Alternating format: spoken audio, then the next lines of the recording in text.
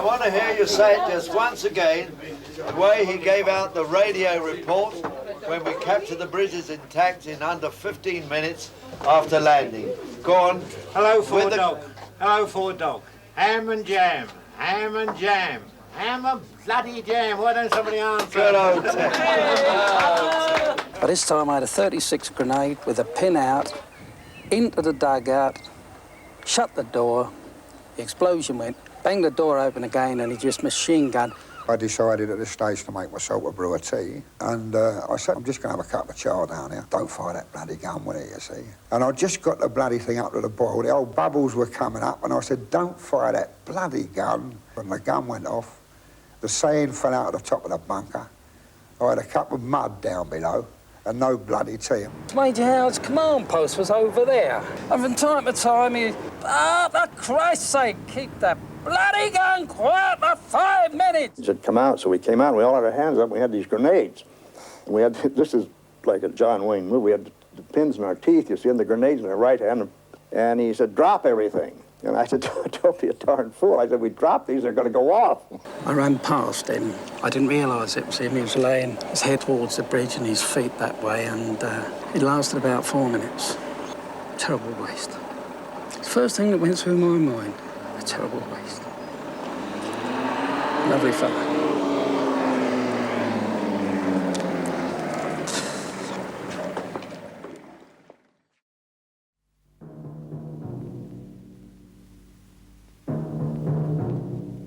This is London. D-Day has come. Early this morning, the Allies began the assault on the northwestern face of Hitler's European fortress. Under the command of General Eisenhower, Allied naval forces, supported by strong air forces, began landing Allied armies this morning on the northern coast of France. This is the year 1944. The tide has turned. The free men of the world are marching together to victory. The Royal Yacht Britannia passing through Pegasus Bridge on the Caen Canal early this morning, sailing to the capital of Normandy on the anniversary of the Allied landings in Normandy 40 years ago. This was the place where the Allies first landed from the air, liberating the Gondry Café on the left, the first house in France to be liberated. Sailing to the city of her ancestor, William the Conqueror. On the memorial at Bayeux, it says, "We, once conquered by William, have now set free the conqueror's native land." D-Day plus 40. Through today, ITN will report on the anniversary of the Allied armies landing in France to begin the battle that their enemy Hitler called the decisive battle of the war. We shall report on what is happening in Normandy and in this country, and on what was happening in Normandy and this country 40 years ago, through the memories of those who were there. This morning, when the Britannia docked at the Quai de Calix in Caen, the Queen in blue and the Duke of Edinburgh came ashore on what's called a private visit to the mayor and his local dignitaries. A sunny day in France, very different from D-Day 40 years ago. It's a private visit because the French president, being socialist, is not very happy with the French mayor of Caen, who is a ghost. Last night at Pegasus Bridge, the servicemen under Major John Howard, who took the bridge 40 years ago, stood on it just after midnight and celebrated. A little slower than they were 40 years ago, but they took it again and took it well.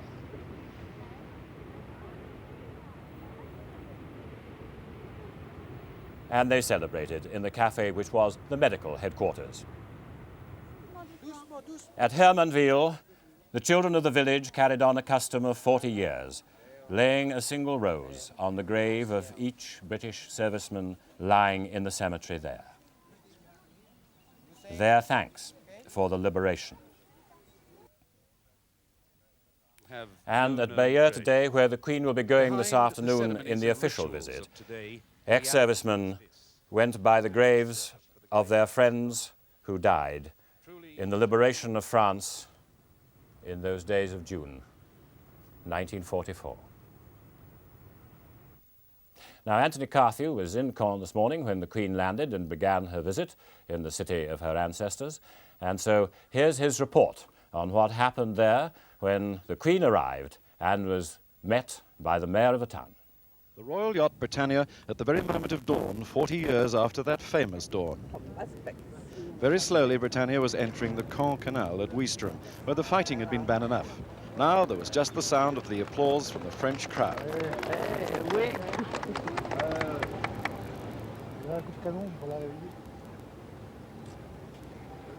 They turned out in their dressing gowns at 5 a.m. just to see the yacht pass by. Under a hesitant sun, Britannia moved up the canal. The Queen slept on, for there was a busy day ahead. Actually, she slept through a significant piece of D-Day history as the yacht passed under Pegasus Bridge, captured by the airborne forces 20 minutes after the invasion began. Then to the city of Caen, which cost so many lives and a long month after D-Day to liberate.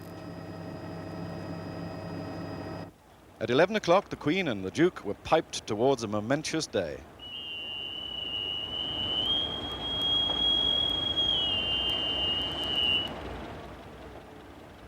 At this stage, the Queen's visit to Caen was technically private, since it did not involve President Mitterand. The object was to join the people of Caen in celebrating their liberation. So she was simply greeted by the mayor and a naval officer.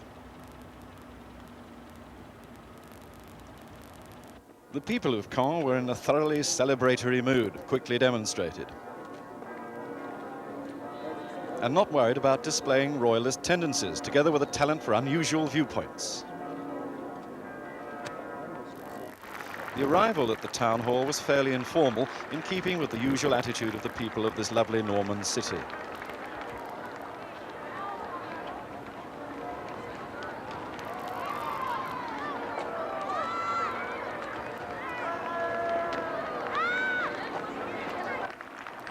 The Queen was quick to sense the mood and happy to join in.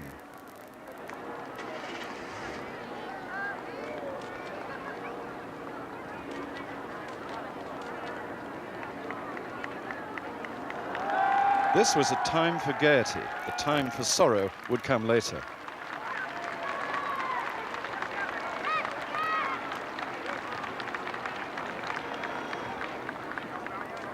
The Duke, in the meantime, was faintly puzzled by the badge of office of the first deputy mayor. The crowd loved it all, reacting after 40 years with pleasure and with gratitude. Caen was the British Army's first objective. It took a month to take it in 1944. The biggest D-Day puzzle was why the Germans never believed the Allies would land in Normandy, and there are many brave explanations for that. One of the simplest is that when the Germans thought of invading Britain in 1940, their Operation Sea Lion took the shortest route from Calais to England. Hitler and Rommel expected the British and Americans to behave like Germans, but they didn't. They respected the strength of Hitler's empire. By the start of 1944, Hitler's Reich still stretched deep into the Soviet Union, throughout the Balkans, and from the north of Norway down to the Spanish frontier. The one place where the British and Americans were established on the mainland of Western Europe was in Italy, but still south of Rome. But there were divisions. The Americans liked the idea of a landing in the south of France as a diversion. Churchill opposed it. He preferred operations in the Aegean and around Trieste at the top of the Adriatic. Stalin opposed that. He didn't want the West in the Balkans. But when General Eisenhower arrived in London on January the 15th, 1944, it was plain there would be an Operation Overlord, a landing in northern France, which both sides believed would decide the war. For it, the Western Allies mustered in, or just off, Britain, 1 3/4 million British troops, 175,000 Dominion troops, chiefly Canadian, 1.5 million American troops and airmen, 44,000 from the other Allies, 4,000 heavy bombers, 5,000 fighters, 3,500 troop-carrying gliders, 1,200 fighting ships, 4,000 assault ships, and 1,600 merchant and supply ships. The Pas-de-Calais worried Hitler and the Germans most. It was the shortest and quickest sea crossing. There were ports round the coast from Ostend to Boulogne where the Allies could land supplies. The Allied fighters could give air cover longer. Above all, a very short thrust eastwards would take the Allies to the Ruhr. Hitler, far away in his headquarters in East Prussia, was always fatally ready to be persuaded that the main thrust would come in the Pas de Calais. He kept his best armour there. The British from the beginning preferred Normandy. They liked its beaches. They thought it would be less well defended.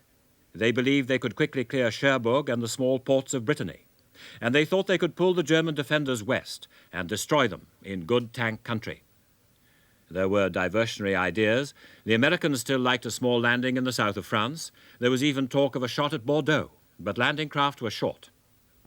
The British glider troops' capture of Pegasus Bridge at the very start of D-Day was the most complete success of the whole day.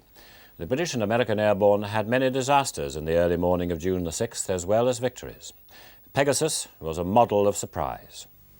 The crucial operation in the first half hour of D-Day was to capture intact the bridges over the Caen Canal and the Orne River.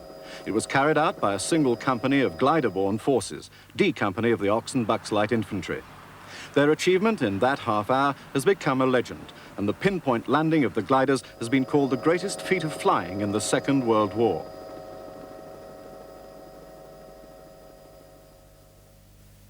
The overall airborne strategy was to secure the east flank of the whole invasion area, to capture those vital bridges in the Orne Valley, to destroy others in the Dives Valley, and to put out of action the key artillery battery at Merville. All this had to be done before dawn, when the main seaborne force would land. If the operation failed, thousands of lives would be lost on the beaches. The intention of the glider attack was to deliver a swift, unexpected blow. Thus the gliders took a giant loop to achieve maximum surprise. Down below, we took our last look at the countryside, realizing that before we got back, we had to be engaged in one of the greatest battles of the war. We were all excited, exhilarated. I suppose, in a way, it was like being picked to play for your county or your country. Very silently, we began swoop down to the ground. Now, at this time, the soldiers were still singing Roll Out the Barrel and It's a Long Way to Tipperary and all the songs that they sang. And as we got closer and closer to the ground, and I could see the rivers and the bridges in front of me, I thought it wouldn't be a very good idea if there were any Germans on the ground to hear these English songs being sung in the air above them. It might give away the secrecy of the operation. We're flying now close to the canal, parallel to the canal, and I had just said to the troops in the back, we may undershoot. Be prepared if we do. Right, you just charge up the canal bank and take the bridge there. And at that point, I'd hardly said the words when, bingo, we saw the bridge coming up. Well, when we finished on the impact of landing, the whole thing stopped and there was complete silence. I saw the door I was sitting in front of a few minutes earlier and opened, because we'd opened it in flight after we'd cast off from the Halifax bombers, had completely disappeared, and it all collapsed because we'd telescoped. The poor glider pilots had thrown right through the cockpit, over the wire at the front, and we could hear them moaning, but we couldn't do anything about it, because our great thing then, knowing we were on dock, first here, was to capture that bridge intact. My job was, as a brain gunner, was to rush the right-hand side of the bridge. Danny Brotheridge got up, said, "Come on, lads." He ran, I followed him. I went across the right-hand side of the bridge. Saw, as we made our approach to it, I saw a German sentry which looked like a very light pistol in his hand, and I fired and he went down. But at the same time, he pulled the trigger of the very light and it went. You know, there was a bright light went up. And still firing, we went across. I stopped and looked across the bridge just for a brief second, looked at it, and then shot over. And as I turned, one of the dugout doors from there half open and closed again. I don't know if somebody went in or went to come out and in. And shot across. By this time, I had a 36 grenade with a pin out into the dugout, shut the door, the explosion went, and Charlie in. Banged the door open again, and he just machine gunned Onto the second dugout, the same. In with a grenade, bang the door shut, explosion, smash it wide open again. Charlie finished. Oh, as we came past the first dugout, something, it was a moan or a word from inside, and I poured out a 77 phosphorus. Took the cap off, give it a twirl, undone the tape, and jumped in. That went off. We was up. Major Al was over here at the time. There was all hell going over there. There was blokes scrambling. They were knocking out the pillbox. Others was over there sorting the gun out and sorting people out over there. But by this time, everybody else was beginning to stream across.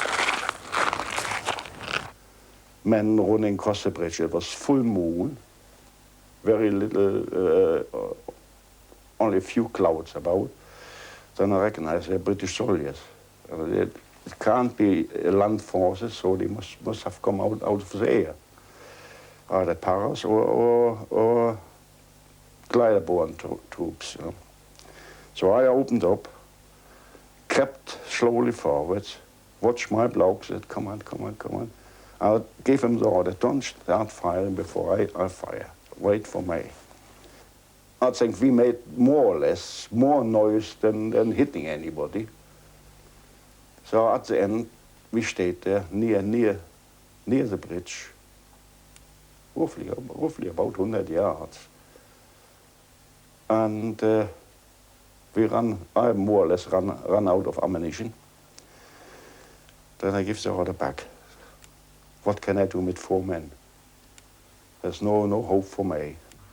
As the hours wore on, the men of 7 Para came in to relieve the ox and bucks. Wally Parr turned his attention to a captured gun. The fellas was down there with me, and they were keeping an eye open with binoculars, and all of a sudden they'd say, there's one over there, and I'd swivel the gun round, bang, a shell would go over there, and then over there. It was a time of our lives with this thing, you know. I mean, we were drunk with power. We'd never had one this size. I mean, Smythers we knew about, and MGs, German MGs, but this one here, I mean, you're 22 years of age and it's all going, and you've got a thing like this for the first time, it's really something. And as I say, we had a time of life. The only thing is Major Howard's command post was over there, and he had a lot of his mind and a lot of communicating to do backwards and forwards. And from time to time, he put it, come over there, said, oh, for Christ's sake, keep that bloody gun quiet for 5 minutes. You know, that sort of thing. I decided at this stage to make myself a brew of tea, and got down below this bloody gun position that Wally Parr and Charlie Gardner were manning, at which they'd been firing. And I said to them, you know, I'm just going to have a cup of char down here. Don't fire that bloody gun with it, you see. And I don't know if you know the old Tommy cooker, but it takes about 20 minutes to get tea decent enough for making a brew. And I just got the bloody thing up to the boil. The old bubbles were just, I can remember this so clearly. The bubbles were coming up, and I said, don't fire that bloody gun. And I heard old Wally shout out a fire order, and the gun went off. The seine fell out of the top of the bunker. I had a cup of mud down below, and no bloody tea, and I was not very pleased. I mean, I was the wildest man in Benneville village at that particular moment, I reckon. But there were other extraordinary moments in that extraordinary morning, as Todd Sweeney found out. I was sitting next to my fellow platoon commander, Dennis Fox, when I heard what I thought were the sound of bagpipes. So I nudged Dennis and I said, Dennis, I can hear some sound, sounds like bagpipes. And he said, oh, don't be silly, Todd. You can't hear bagpipes. We're in France. They don't have any bagpipes in France. So we dozed a little while for a few more seconds, and I said, no, I can distinctly hear, listen. So we listened, and above the sort of odd noises that were going on, you could hear the wailing of a bagpipe.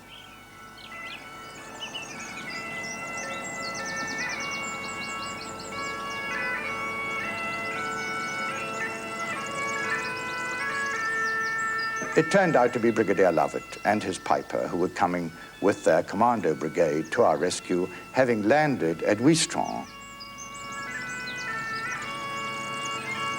When I first heard I was playing bagpipes in Normandy, I heard about bagpipers of the Great War, 1418 War, and before that.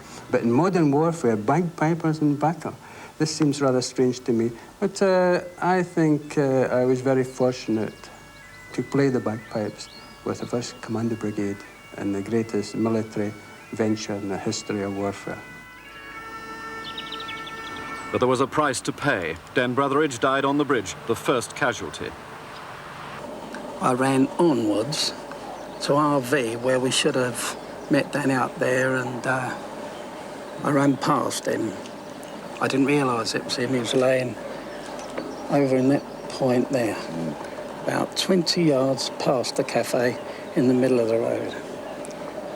His head was towards the bridge and his feet that way, and I ran past him. I thought it was a German at first, and then I stopped and realised and came back, and there it was. It lasted about 4 minutes. It was a terrible shock. A few minutes before and an hour or so before, we got on laughing and talking to each other, and that's where I found him. And that's when it came home to you. Terrible waste.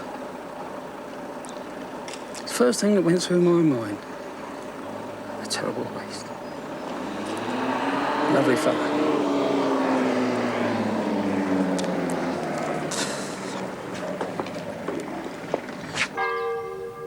Dan Brotheridge is buried in Ranville Military Cemetery, where many of the airborne men lie. 40 years on, his comrades remember him. I can remember him coming to the company. He's very, very popular. And he knitted us all together. Very popular man. My greatest buddy and friend, Dan Brotheridge, with whom I had shared a room for the last 18 months. We'd gone out together in the evenings, we'd gone to have a drink at the pub. We'd often sat together and talked about what it would be like to go into action.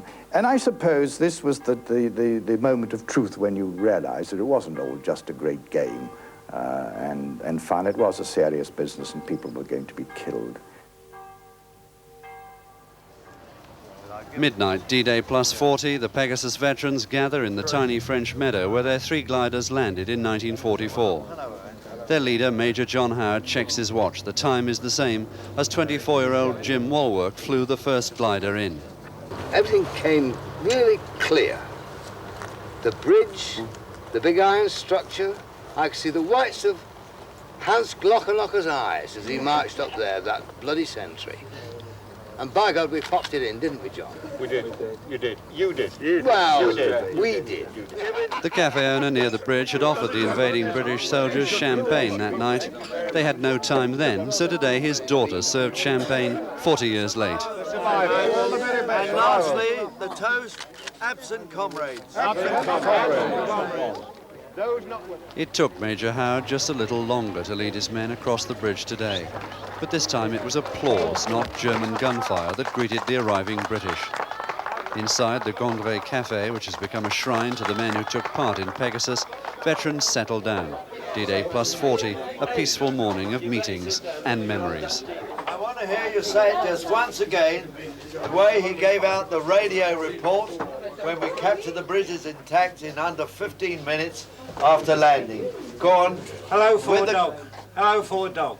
Ham and jam. Ham and jam. Ham and bloody jam. Why don't somebody answer? Good old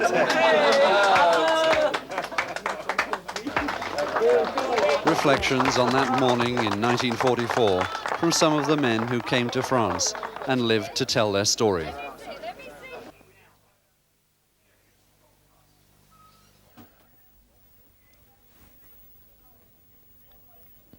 This is Normandy. Early this morning, the celebrations in the towns and on the beaches. Sending up the fireworks first. There were different fireworks 40 years ago. And now back to the beaches where the men came ashore about 7 in the morning. And the French, of course, are celebrating too. Once again, courtesy of the military, as they did that first time. But what a difference. This time they came proudly off the plane, their medals glinting in the warm sunlight. They laughed and joked and chatted easily. How was your flight over? Oh, it was very comfortable. A little more comfortable, I think, than 40 years ago. Well, yes, it wasn't so rough.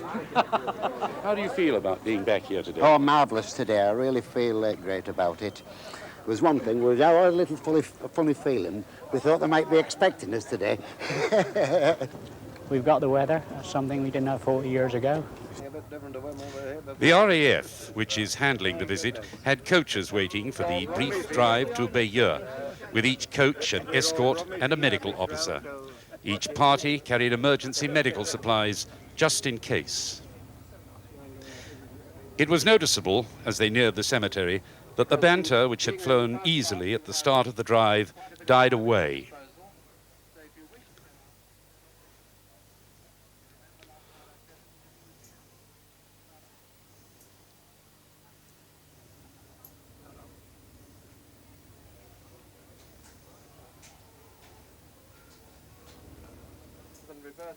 As the first lines of headstones came into view, the bus fell almost totally silent.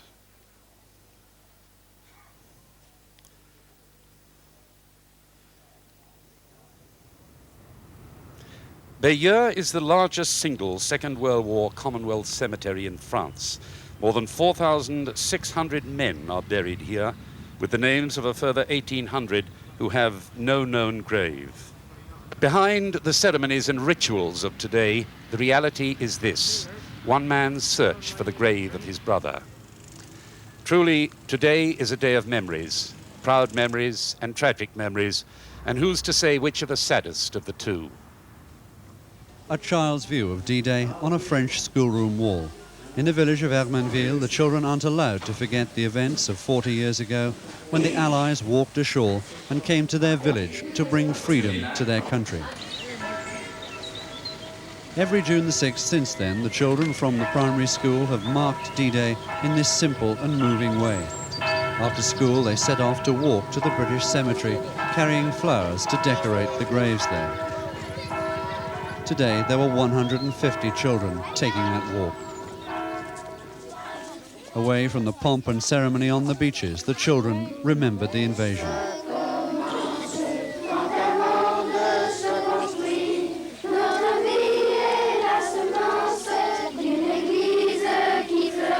For a moment, the past and present came affectionately together. There are 1,000 British soldiers buried here, and for each one, a carnation said a child's thank you.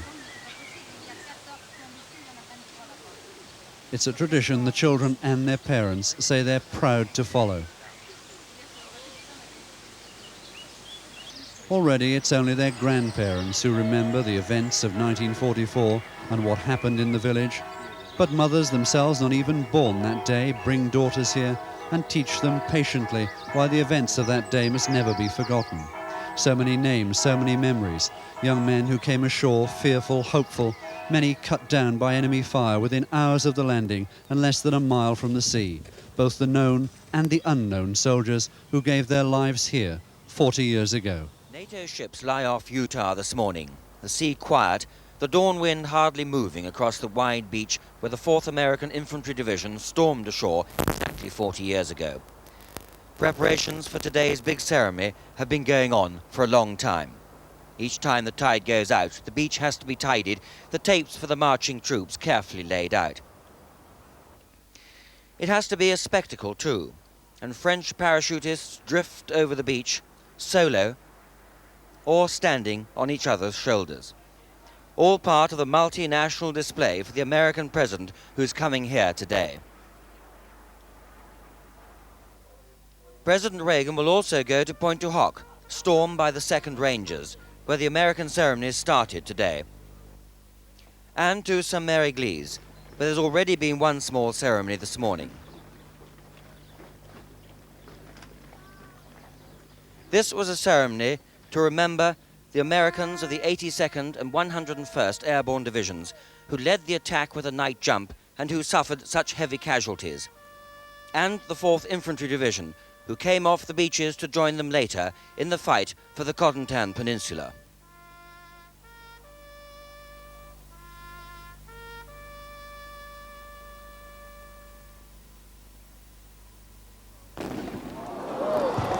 The sky above Juno Beach lit up last night, just as it would have done in 1944. But this time it was colourful, celebratory fireworks which filled the air, as soldiers from the British Light Infantry, whose veterans backed up the mainly Canadian assault here, were clapped through the town at a rapid rate of steps.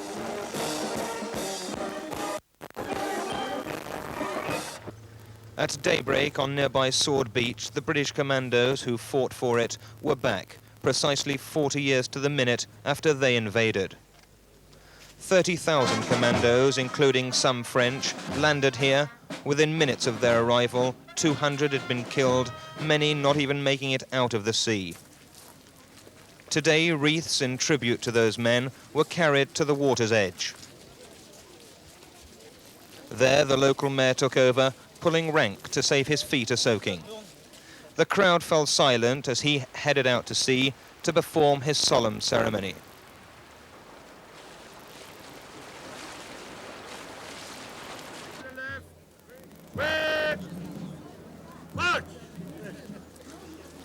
Time then to recall some drill square training as some marched stoutly off the beach.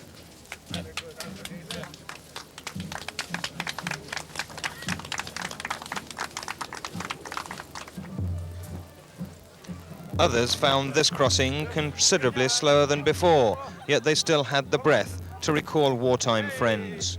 I've not been back in 40 years. Some of these lads come back regularly. For me, it's one of the highlights of my life to come back to the people that we were. I cried when I seen the names on the graves, you know, of lads who I soldiers with right through, we joined the army together, 18 years of age. From green to red berets and the return to Ronville of the Paras, 24 hours after their official parade here past Prince Charles.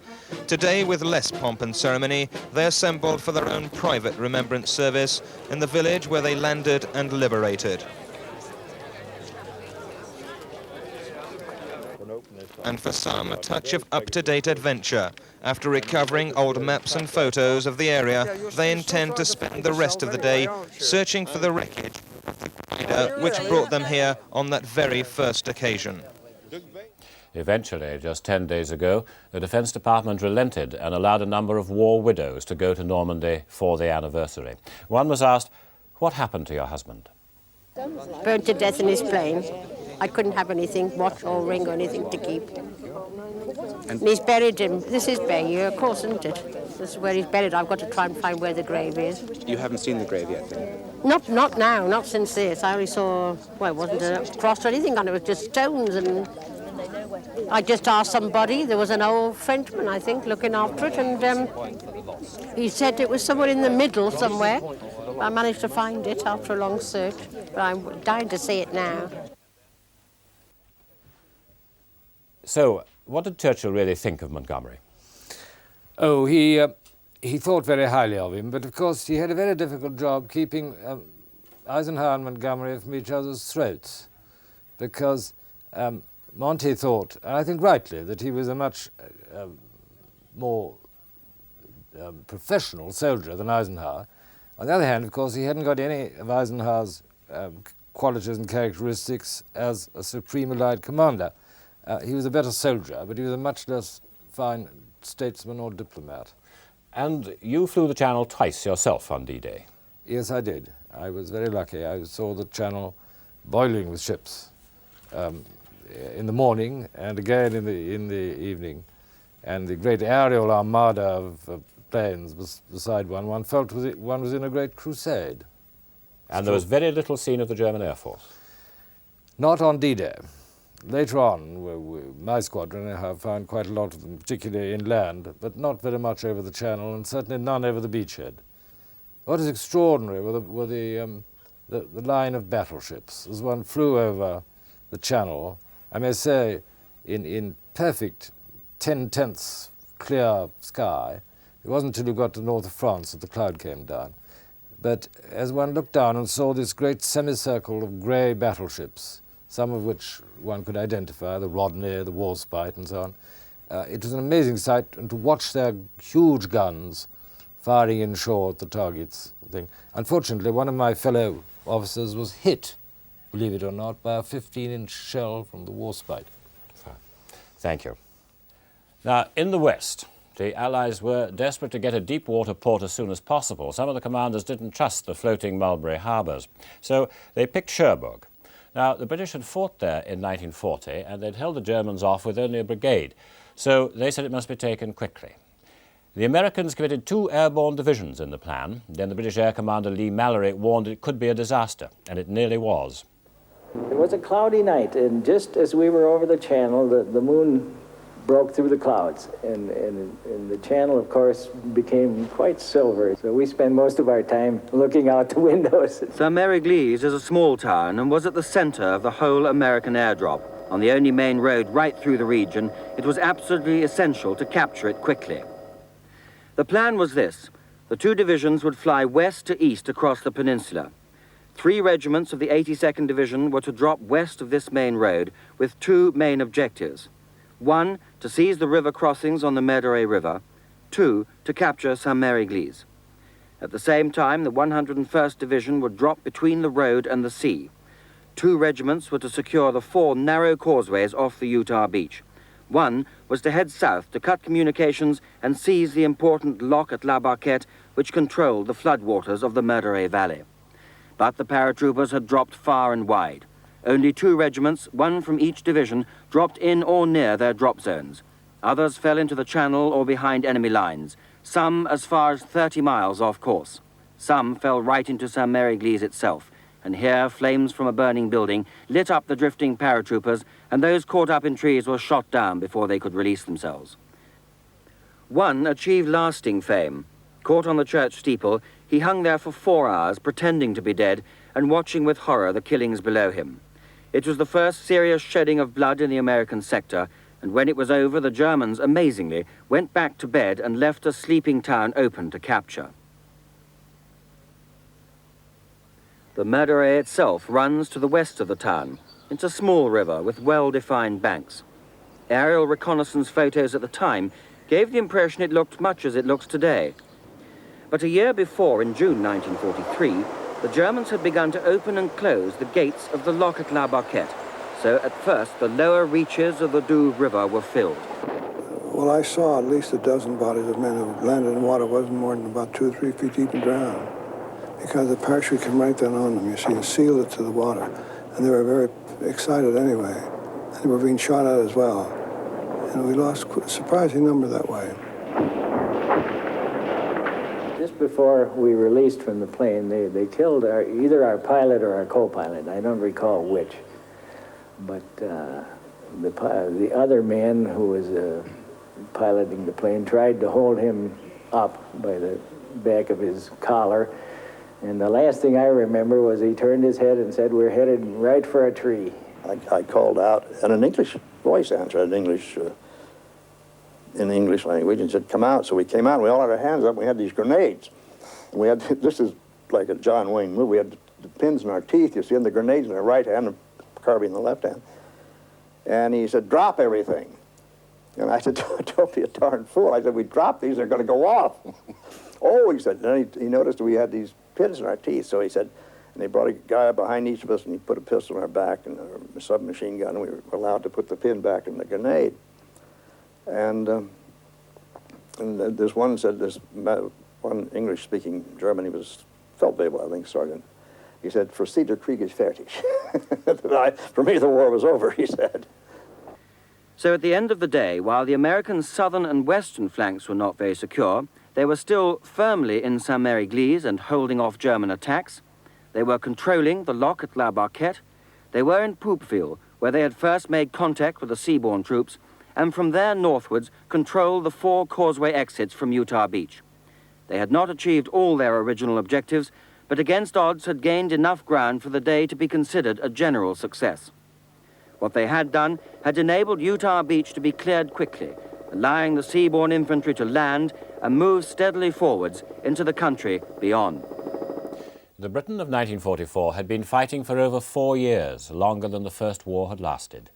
The air raids had almost stopped, rationing was severe, although the Battle of the Atlantic against the U-boats was being won. There was exhilaration about the victories in North Africa, Sicily and Italy. There was even the idea the war could end in 1944. Very shortly after the news at 1, we'll be looking at the Queen at the Bayeux Cemetery, where President Mitterand will meet her. President Reagan will be going to the Pointe du Hoc, possibly inside the news at 1.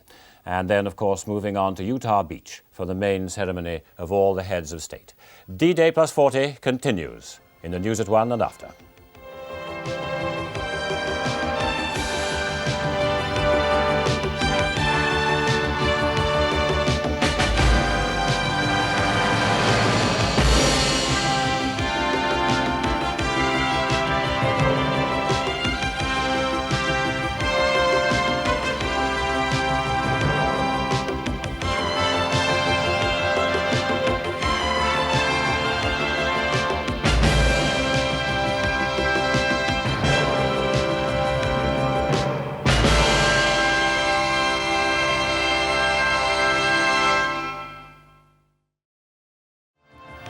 President Reagan is in Normandy and speaking now. Because it's the most deeply honorable form of government ever devised by man. All of you loved liberty. All of you were willing to fight tyranny, and you knew the people of your countries were behind you.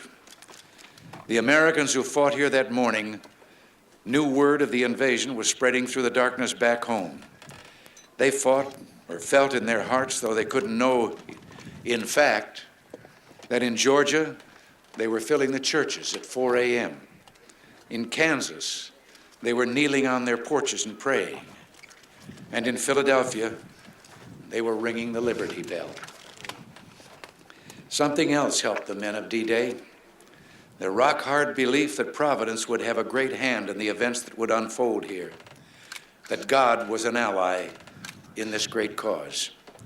And so, the night before the invasion, when Colonel Wolverton asked his parachute troops to kneel with him in prayer, he told them, "Do not bow your heads, but look up so you can see God and ask his blessing in what we are about to do." Also that night, General Matthew Ridgway on his cot, listening in the darkness for the promise God made to Joshua, "I will not fail thee nor forsake thee." These are the things that impelled him. These are the things that shaped the unity of the Allies. When the war was over, there were lives to be rebuilt and governments to be returned to the people. There were nations to be reborn.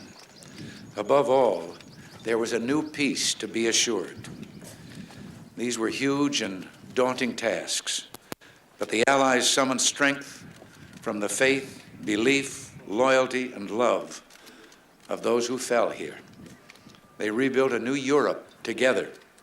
There was first a great reconciliation among those who had been enemies, all of whom had suffered so greatly. The United States did its part, creating the Marshall Plan to help rebuild our allies and our former enemies. The Marshall Plan led to the Atlantic Alliance, a great alliance that serves to this day as our shield for freedom, for prosperity, and for peace. In spite of our great efforts and successes, not all that followed the end of the war was happy or planned. Some liberated countries were lost.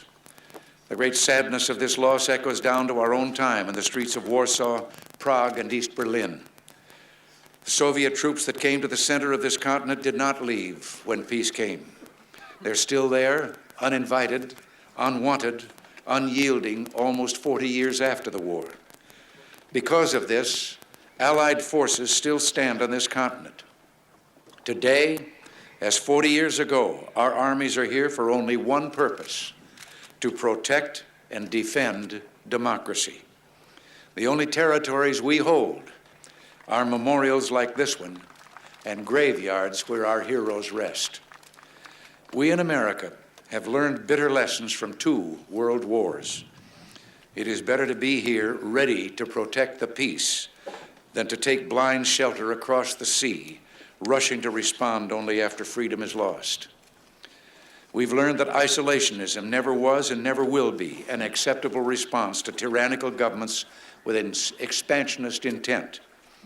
But we try always to be prepared for peace, prepared to deter aggression, prepared to negotiate the reduction of arms, and yes, prepared to reach out again in the spirit of reconciliation. In truth, there is no reconciliation we would welcome more than a Soviet Union, so together we can lessen the risks of war now and forever. It's fitting to remember here the great losses also suffered by the Russian people during World War II. 20 million perished, a terrible price that testifies to all the world the necessity of ending war. I tell you from my heart that we in the United States do not want war. We want to wipe from the face of the earth the terrible weapons that man now has in his hands.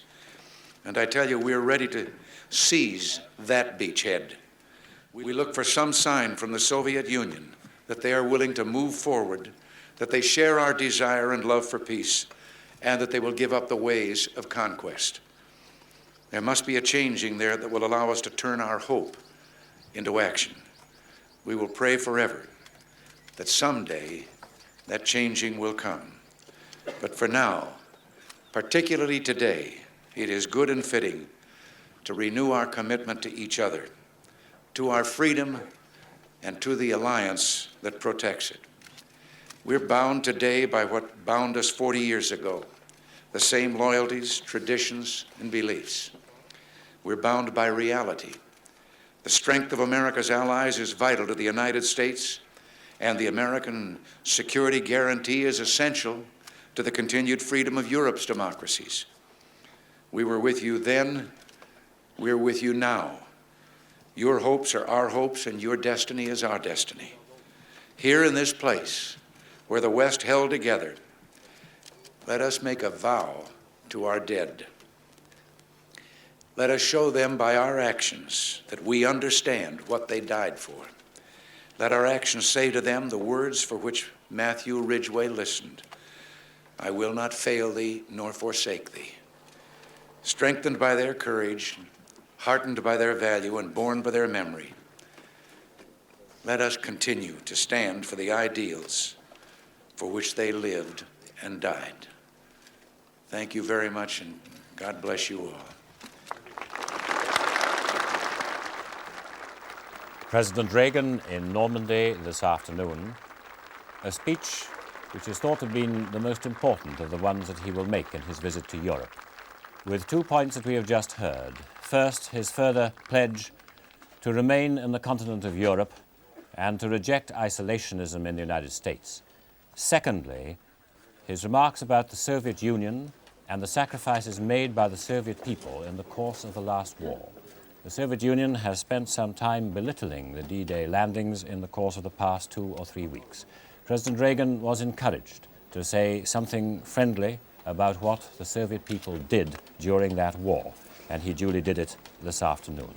He's at Pointe du Hoc, the place where the American 2nd Ranger Battalion scaled the cliffs in order to knock out what was believed to be a German battery that could, in fact, have attacked both the Omaha beach and the Utah beach.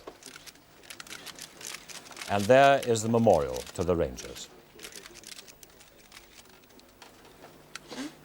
Now, the Allies knew in 1944 that they could deal with the German Navy and the German Air Force. They were worried about the big coast defense batteries Ladies and covering the gentlemen, landing beaches. will you please rise The RAF for a bombed moment them, of the Navy shelled them, but at Pointe du Hoc, assurance had to be made doubly sure.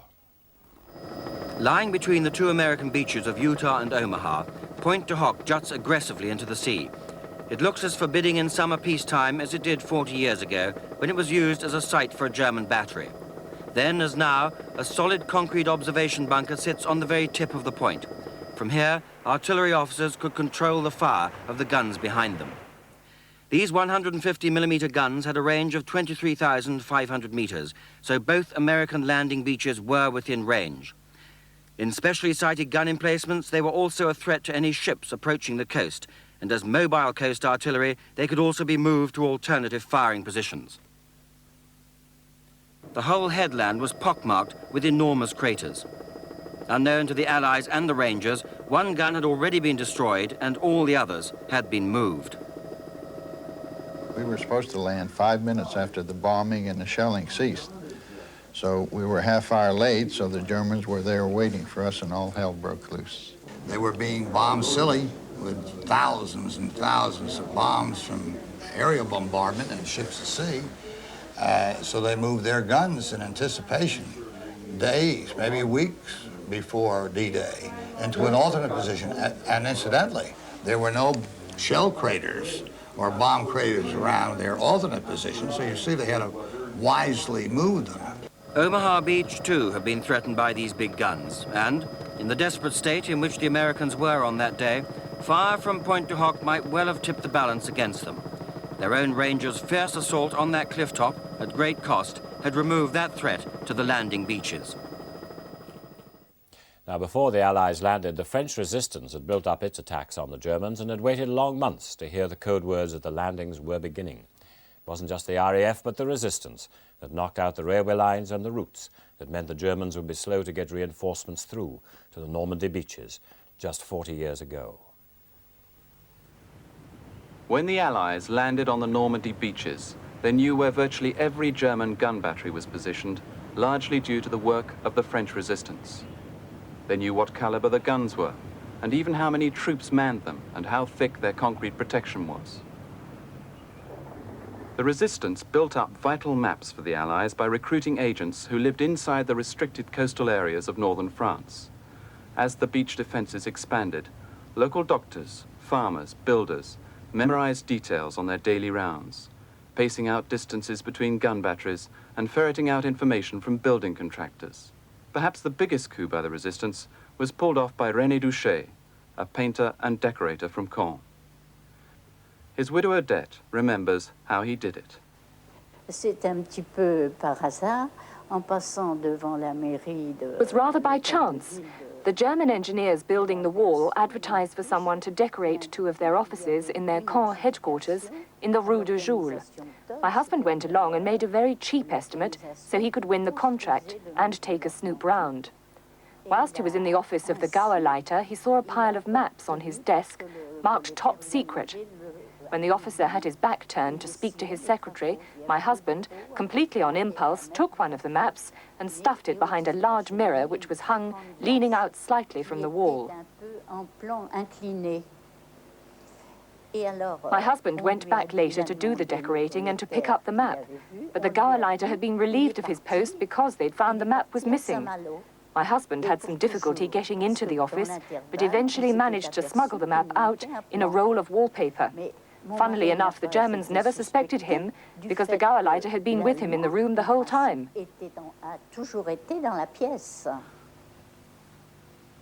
René Douchet delivered the map through the resistance network to the head of the Sentry Group, Colonel Remy. But the map only just made it across the channel. Remy came under Gestapo suspicion and had to flee with his wife and 4 children. Madame Remy vividly remembers the terrifying journey on the tiny Normandy fishing trawler. We arrived in the trawler at the German checkpoint at 5 o'clock. I can show you on this model. I hid in the left-hand back locker with one child. The 2 others were in the right, and my husband and 16-month-old baby were under the forward hatch along with the Douchet map. The Germans came alongside. They were checking every other boat that left the port that morning. We heard their steps up and down the deck, but they never checked the hold, and all of a sudden the motor started up and we were away. It was a miracle. The crucial map, tied up with bundles of other intelligence reports, escaped in the trawler with the Remy family to London. No one in the French resistance knew at that time how important the map was, but Colonel Remy believes it convinced the Allies that Normandy was the best landing place. After the war, the colonel, now a frail 80 years old, was thanked by the American General Omar Bradley, who said, "Thanks to a map that was brought to England in June 1942, that the point of landing was chosen. The details were so perfect, from Cherbourg to the Seine, guns, pillboxes, blockhouse, and so on.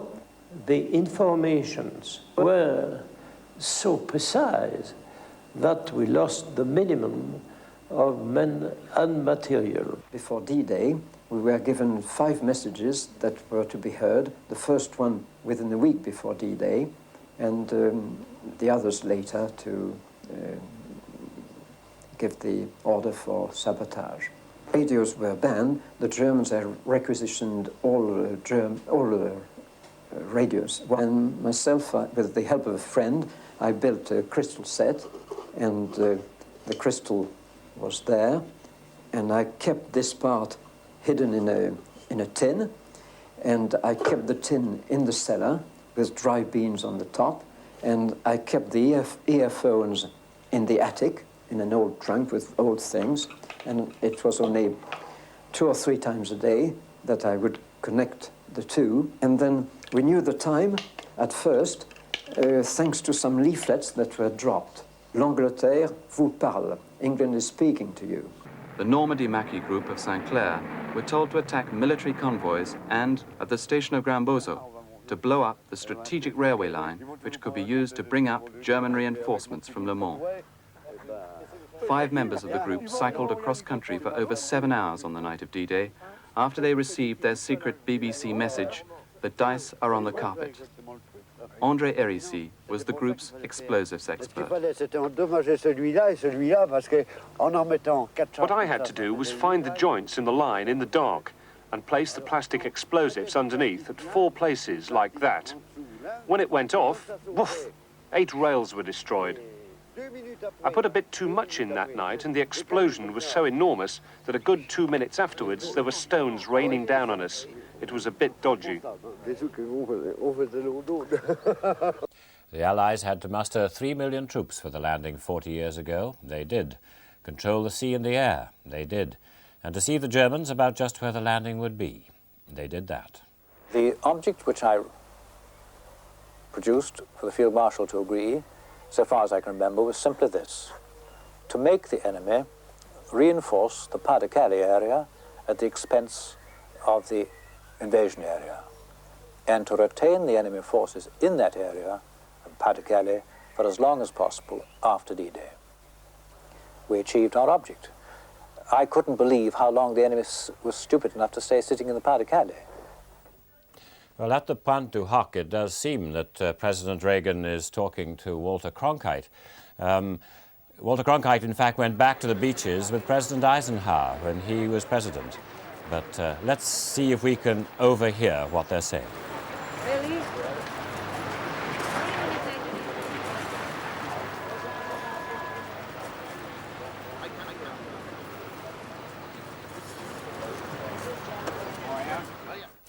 Well, we can't quite hear what they're saying. Not everything goes right on D-Day, even after 40 years.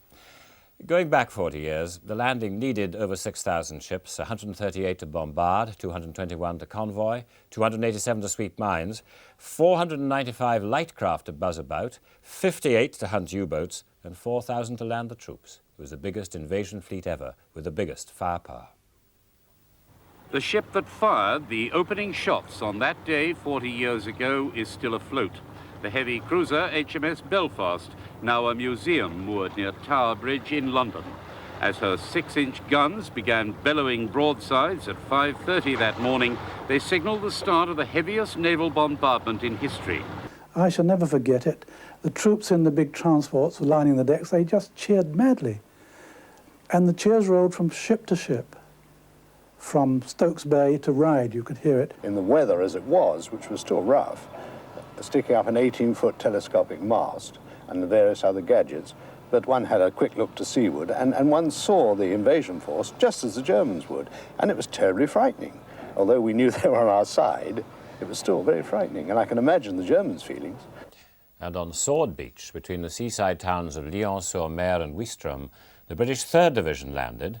Both the South Lancs and the East Yorks had severe casualties from the German fortified position at La Brèche. But La Brèche was captured after 3 hours of fighting.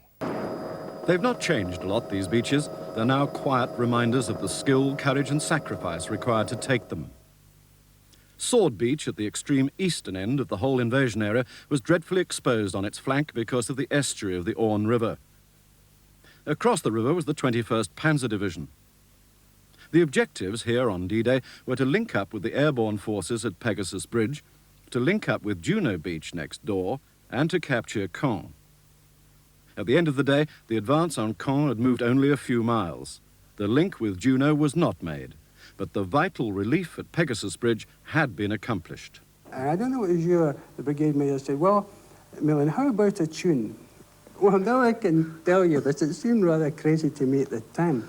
All hell was I've got to being let correct loose. you. We weren't standing by the water. It was much too dangerous. It was in the sand dunes. We cleared the water's edge. I was Anyway, scared to death. I asked if I would play this tune. I play a tune. I said, what tune would you like, sir? You said, The Road to the Isles. Oh, I said, sounded crazy. And do you want me to walk up and down, sir? Yes, just march up and down, Papa. Well, the shells are dropping in the water, and well, I don't think you can imagine a whiplash, a shock wave coming through the water. As soon as I hit the beach, I wanted to go. I wanted to move. I wanted to go, get away from that water. And I I don't know. I think I went across that beach like a hare. An immediate objective was to take the lock bridges at Weestrom, but there were only a few close combat Churchill tanks available. I could see that they'd be prepared for demolition because you could see the explosive charges and these cables that ran down the sides of the road. So we drove across the bridge fairly fast, the near bridge, cutting the detonating cord as we crossed with our tracks. And I was about to collect together all our brain gun teams for infantry-style attack across, when a white flag went up and out they came and surrendered. We were halfway hoisted and my Sergeant Major, Colour Sergeant Francis, he was so delighted and he was so thrilled that I'd got them ashore and got back. He climbed over and he jumped on the landing craft because I was still stuck below. I couldn't move, I was frozen. And he hauled me up and tears streaming down his eyes and he helped me over the whale. Got me over the whale. Well done, Corp, you know. The Germans were still there. They must have been like us, felt exactly the same as we did. Absolutely shit scared. I'm sorry about that word, but I am a soldier. They must have been, and so were we.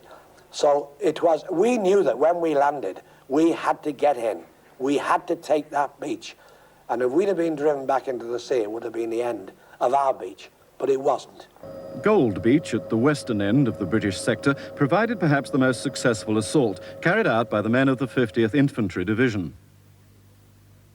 The problems here were again the fortified villages at the shore's edge and the soft sand making things difficult for the armour.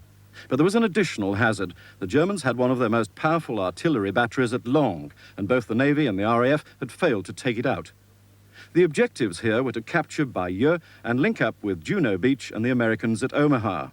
At the end of the day, they were in the suburbs of Bayeux, but there was no link with the Americans. There was only one thing to do, and that was to get the soldiers away from those tanks. Now, that we did. As luck would have it, there was a lone tree over on the flank of the Germans. And I got my company over to the lone tree, not a German looking in our direction. So we wandered up from the flank and took the position with no problem at all. As I was going along the road, my first casualty was there was a German 88 millimeters firing from up on the Mavane Ridge down at us. And we just sort of pedalled on because our job was not to stop, but to get through somehow or other. And I looked round and found that this thing had fired solid shot at the chap behind me. And I found a chap pedaling a bicycle without a head on, which was rather worrying, crashed into the ditch. And that was my first casualty I saw. I had a sick feeling about it. But the obvious thing to do was to get on as fast as we could. For the operating table, we couldn't take an operating table in. Just we had a stretcher on, I think we were on boxes or whatever we could find. It was very, very crude, but it was, if you were going to save those people's lives, it was, the thing to do, was to operate on them as soon as you could. Ray Maloney, as we've seen earlier, has been spending the day with a coachload of ex-servicemen and war widows who've been flown to Normandy for the anniversary. Here's his latest report. The bus carrying the D-Day veterans fell almost totally silent as the first headstones of the Commonwealth Cemetery here in Bayeux came into view. This is the largest single Second World War cemetery in France, with more than 4,600 graves and the names of a further 1,800 men whose bodies have never been found. But this was not only a day for the veterans. The D-Day widows, after a long argument with the Ministry of Defence, were also here, and some had mixed feelings about the occasion. I'm over the moon, I'm very, very happy. But also I wonder why we've had to wait all this long time to come, when there's been all the years in between. Or because we won't be able to come anymore anyway, because we're too old to come now. Let's hope they'll be a little more sympathetic to us now. We've had a hard time, bringing up our children. And it's the children I feel sorry for. They never knew their fathers. It's terrible. No money.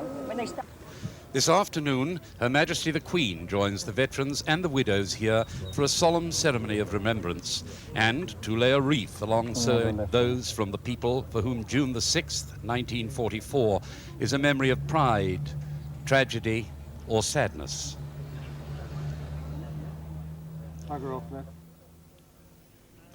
Some brought and showed with pride the last letter, the last pictures.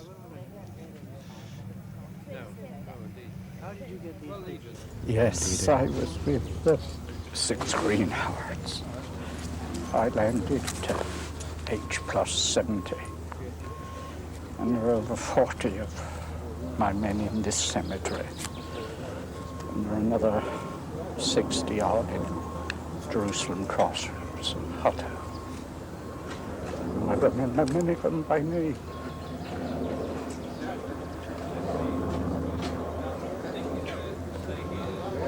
It's not a time for words, is it? Thank you.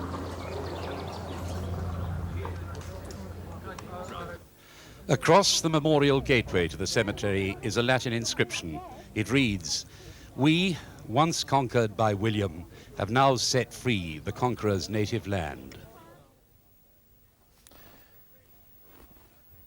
President Reagan's helicopter is now just hovering above Omaha Beach, where the Americans had such a hard time 40 years ago, at the Colville Cemetery, which he'll be visiting shortly.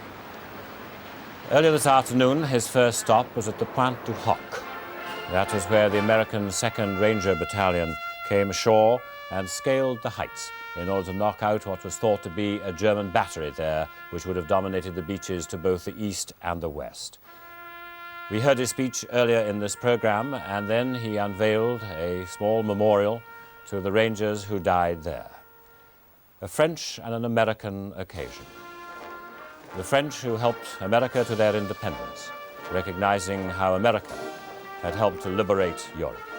Mr. and Mrs. Reagan went into the German command point in the battery and saw what the Germans would have seen on that morning 40 years ago.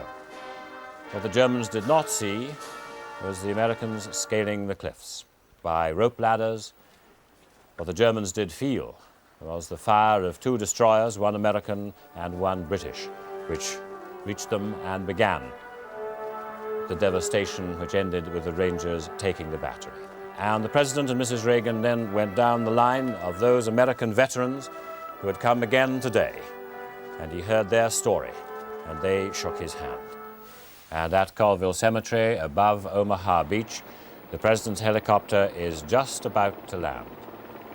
Now, this is a moment the Americans have collected so many of their graves together at Colville. There are more than 10,000 who lie there. The Christians with a cross, the Jews with the Star of David above.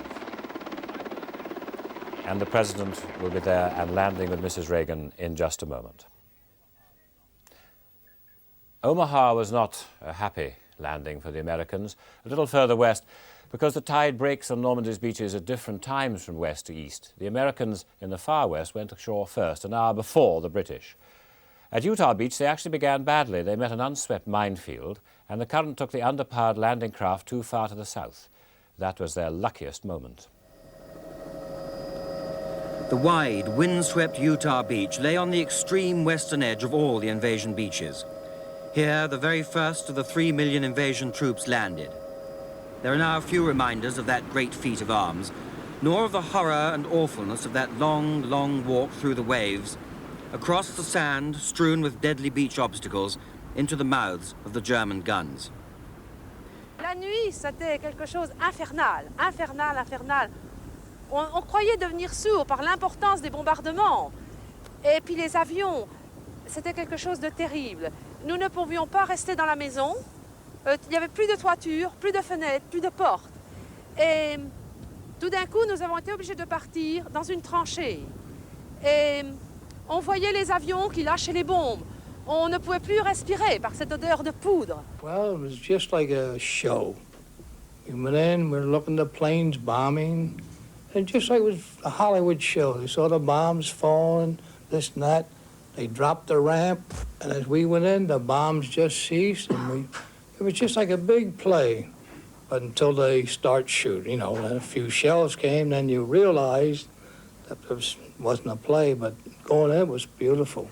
On the spot they were due to land were very strong German defences, guarding the 2 best exit points from the beach. But errors had brought the troops onto the beach at La Madeleine, 2,000 yards to the south. It was along this stretch that the Americans, to their surprise, met the first French people, among them Madame Lotte and her rather worried father. Et mon père a dit, taisez-vous, taisez-vous, j'entends parler, écoutez, écoutez. Tout d'un coup, il a dit, mais j'entends parler anglais. Vite, il est sorti, et c'était un Américain qui était ici avec le fusil. Alors mon père a levé les bras, il dit, hey, Frenchman, Frenchman. Il dit, ah, parce que lui, je ne suis pas allemand. Alors... In the evening, I kept thinking, well, we're in this field now, I wonder where the Germans are.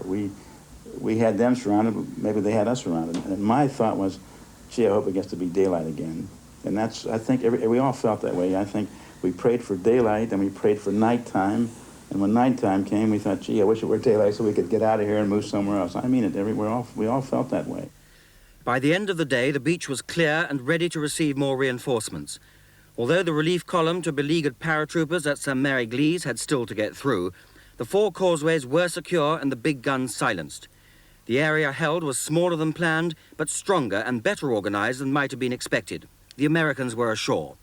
From the sand dunes by the beach at La Madeleine, the names of those who died are remembered, marking the roads where they fell as they moved inland to fight on in the rich farmlands of Normandy, to head towards the port of Cherbourg in the north, and to link up with their compatriots, fighting fiercely as they landed on the beach at Omaha. 10,000 Americans who died in the Normandy campaign lie here. 1 in every 10 of these graves in this vast cemetery on the bluff above Omaha Beach holds the body of a man who died here on invasion day itself. Men of the 1st Infantry Division who stormed ashore in a gallant, if somewhat reckless, frontal assault. For behind the beach was a steep bluff from which the Germans could dominate the beach below with devastating crossfire. Now you think of it, it's rather awesome when I look down here from the Germans' view of us. I don't know. I don't think I'd want to do it again. As the 88s were coming in, I dropped on the beach, and there was dead bodies as well as live soldiers. And as I was ready to get up and move again, the man next to me, I nudged him and says, "Let's go." And he didn't move. I hit him again with my elbow, and then I looked over, and I saw the poor fellow had a large hole in the side of his head. When we finally cut through the barbed wire and everything like that, a shell hit close that the brush went on fire, and they told us to use a gas mask, which was no good. It just pulled and all that smoke into our faces, the ones that put it on. And then I didn't put it, and when I saw these guys suffering, coughing and everything, I figured, gee, what are they using on us now? You had to go single file, and there was about 4 men laying there with their foot blown off from mines, and you could not walk on either. You had to just step over them, of course. There was mines on each side of you. They would more or less they'd go up there, go as far as they could. They'd step on a mine, and another guy would take over and marking them, and if he stepped on one, and another one. There was 3 or 4 of them laying there. The big German guns had pinned down the American advance, so they moved forward only 1.5 miles in the Colville area, and even less than that west of Saint-Laurent. It was more of a toehold than even a foothold, and they were a long way from the planned beachhead boundary. Beyond the Americans' forward positions, enemy cut-off groups were still fighting hard. Behind them, the beach was under intermittent fire. Conditions were far from good, and there would be further delays in landing the follow-up troops. The terrible events which took place on these sands are seared into the memories of those who fought here. But there are other memories, too. We're here today, you know, to not to tell about what we did, but out of respect for those that stayed here on the beach. And it's been a very moving experience. When we were in the chapel today and had services, it was a very deeply moving thing. You could feel the gratefulness of a small village.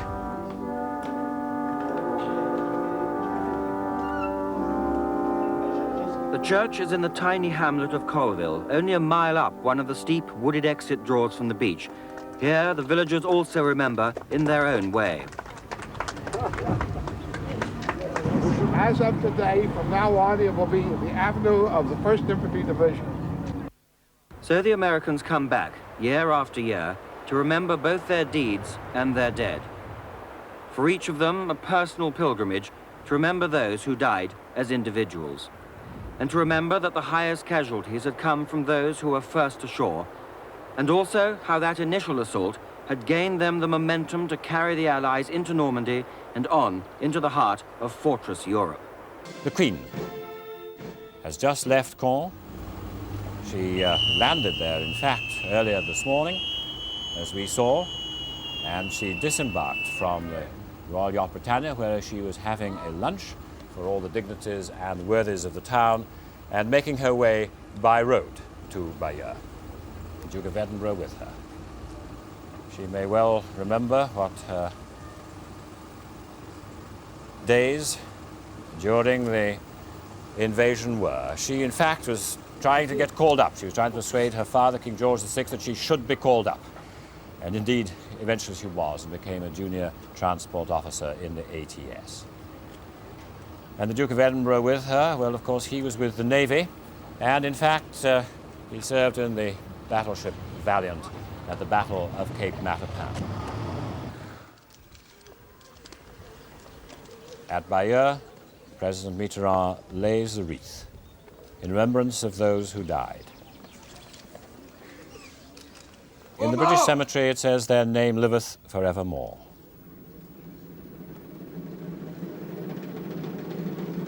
And in all the Commonwealth cemeteries, there is no segregation. Those of Britain, those of our allies, the graves of the Germans are also there together. President Mitterrand will, later this year, be going to Verdun, to the great cemetery of the First World War, where he will be with Chancellor Kohl of West Germany. There are no German representatives in Normandy this week.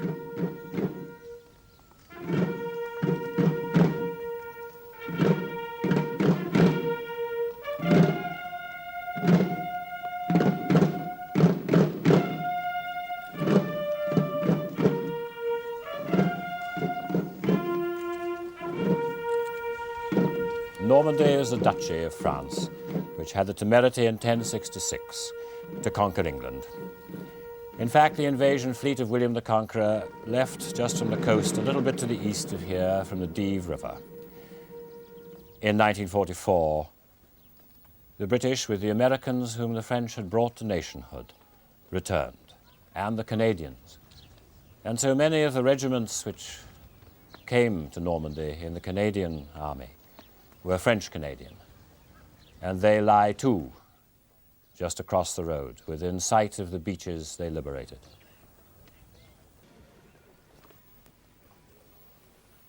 And President Mitterrand moves away from the Marseillaise and from the moment before the wreath laid at the memorial. He, of course, with the Queen, will also be going, like President Reagan, to Utah Beach, where the three heads of state will meet, the three allies who joined arms on that day. And also in the course of the afternoon, the Queen will be going to the Canadian cemetery at Bagny-sur-Mer, where M. Trudeau will be there to meet her too.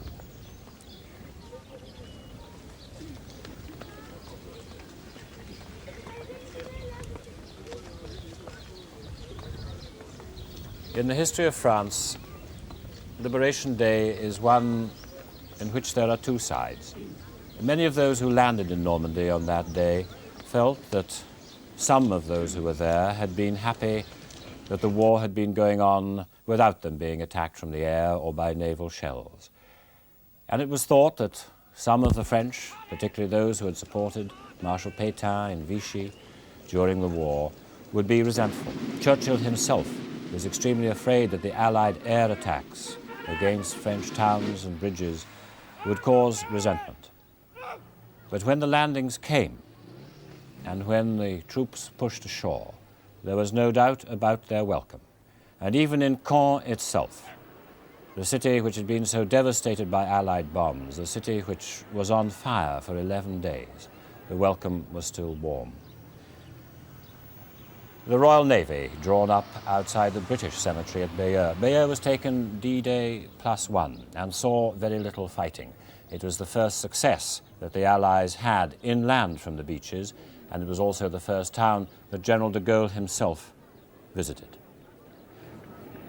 As Ray Maloney was saying, opposite the cemetery, it does say how those who had been conquered by William the Conqueror came back to liberate Normandy.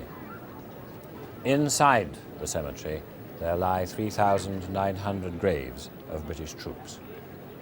And walking down beside them, because they are enormously well tended with plants and flowers of the season, the grass mown, all that one can see is how young they were, 18, 19, 20. And so the French wait, and we all wait, for the Queen to come. We'll be reporting on this later in the afternoon, and of course at 7 o'clock tonight we'll have a very full roundup of all the events. Now, it's D for Derby Day.